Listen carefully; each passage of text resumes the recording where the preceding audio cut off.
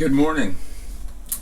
It's probably an evening when you're watching this, but it's a beautiful morning. And I have something special. Again, a friend brought a couple of mandolins over for me to look at. One of them to do a fret job on, which I'll talk about later, but a little Kentucky F5 mandolin.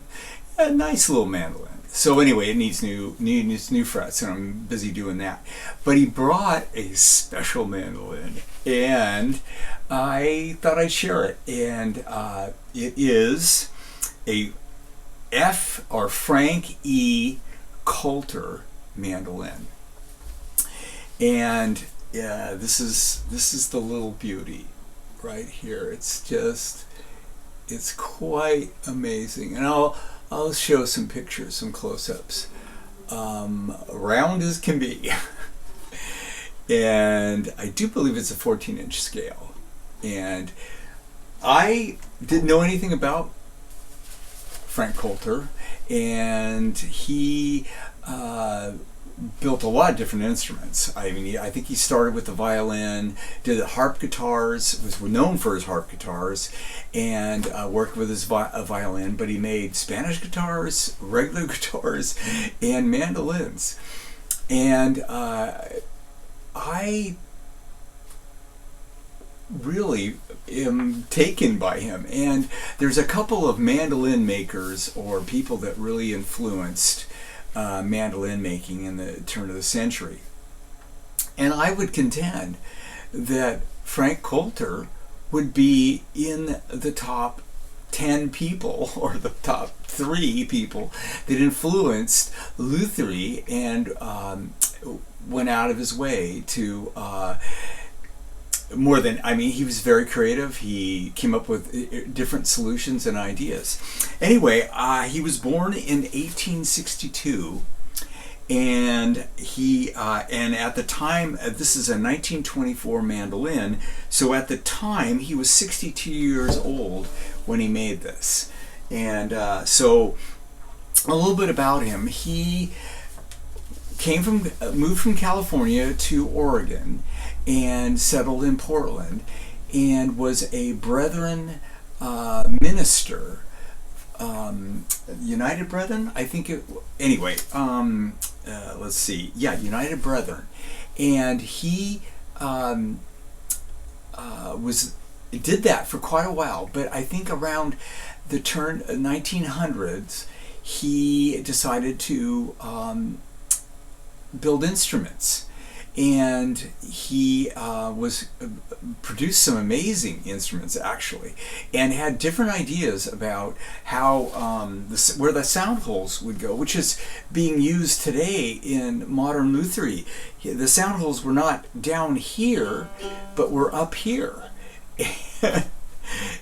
Pretty amazing. And in the mandolin, it sounds wonderful.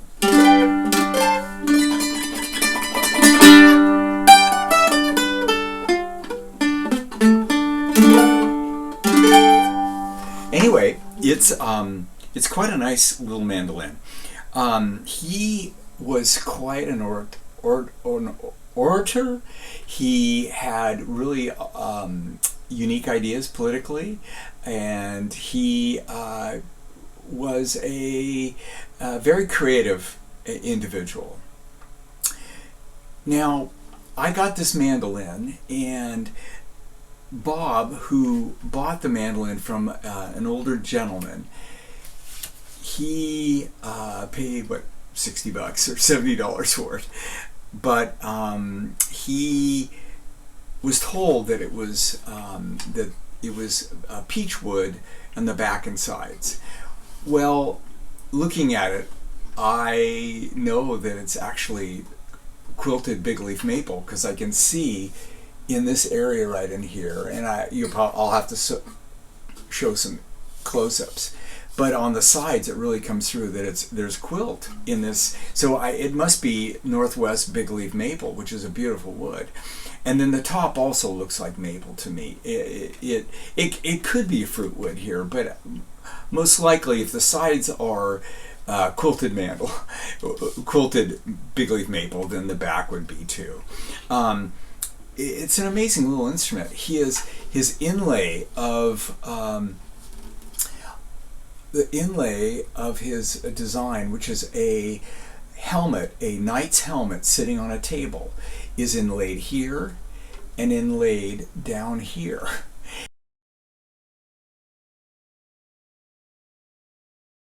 And it's really common in his instruments to have those inlay. He added very interesting little add-ons here to indicate the 7th fret or the 5th fret and the 9th fret. So your fingers will tell you where they are by just rubbing them against. It's quite novel. I've never seen it. And apparently he also did this for violins in a little bit different approach, but you can see this here. So anyway, really nice. Headstock is really unique, very flamboyant for the time. And this is on almost all his instruments as far as I can tell, except for the violins. The violins have a standard headstock. But for the harp guitars, for the Spanish guitars, for the mandolins, I'm sure whatever else he made, he used this design. Another thing that is interesting is that, and I'll sort of show close-ups, but this is a laminated neck in so many ways. It's laminated down the center, down the sides, and down this flat part of the headstock. It goes this way. So there's just laminations everywhere. Now he didn't use a truss rod, unfortunately. It's quite a swoop in the neck. It's still playable. So, but it would have helped if there was a truss rod. Although he innovated in a lot of things, apparently the truss rod wasn't one of the things that he innovated. A few things that they have all the original stuff. He originally used either a bone or ivory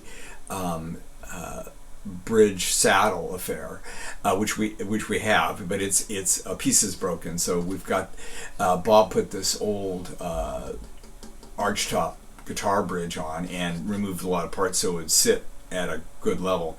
And then he also replaced the string tailpiece. But anyway, most of it is in great condition. There is a piece of the mother of pearl missing on this side, and then there's a piece broken off the pick guard. And I thought at first this pick guard was an add-on because a lot of his mandolins had, like in the Gibsons, pick guards attached directly to the top of the instrument where this is sitting proud. Well, Greg Miner, who is a harp guitar aficionado and just amazing, his research and what he's done. And he did a blog page for Mr. Colter out of respect. That's wonderful. And in one of the catalogs, pictures that he sent, there is this exact, I didn't think this is original pickguard, but indeed it is, because I can tell from the design on the back, the little nice shape at the end. You know, it's really attractive. Anyway, so it's all original. It plays nice. I'm not going to do anything to it. Yeah, there was another article online that I was able to find from a online guitar magazine. Anyway, they talked about how rare his instruments are, and that a lot of people don't know about him. And I believe that by one of his theories that I thought was really followed today is the moving of the sound hole up to the top of the instrument. Now we know that like Tacoma guitars, they're not around, I don't think anymore, but they had their sound hole up on the side and left the rest of the top of the instrument to vibrate. A great idea. Anyway, a fun little instrument. it was wonderful to research it, and it's a true Northwest treasure. So I was able to find his birth, but not his death. If anybody knows, there may be some notes in the Oregonian at that time. I believe the last interview was in 1939, so he may have passed away in the 40s, which is possible, because that would make him close to 80 in his 80s. And but a remarkable luthier, did a lot of stuff, and like a lot of us, we making and selling instruments, it's a struggle. And I'm sure he's had his struggles, but he had a lot of great principles. So anyway, Frank Evan Colter, a wonderful instrument builder and a very interesting person, and somebody you can be proud of. So there it is. So that's the Colter mandolin, and in the catalog this version is called the Super Mandolin. So here we are, the Super Mandolin, and I get to hold it, enjoy it, investigate it. Anyway, thank you for watching, and hopefully my audio is better this time. I apologize, I've been working on getting my audio going. So I thank you for joining me. It's an enjoyable day when I can show instruments like this. So thanks for joining me.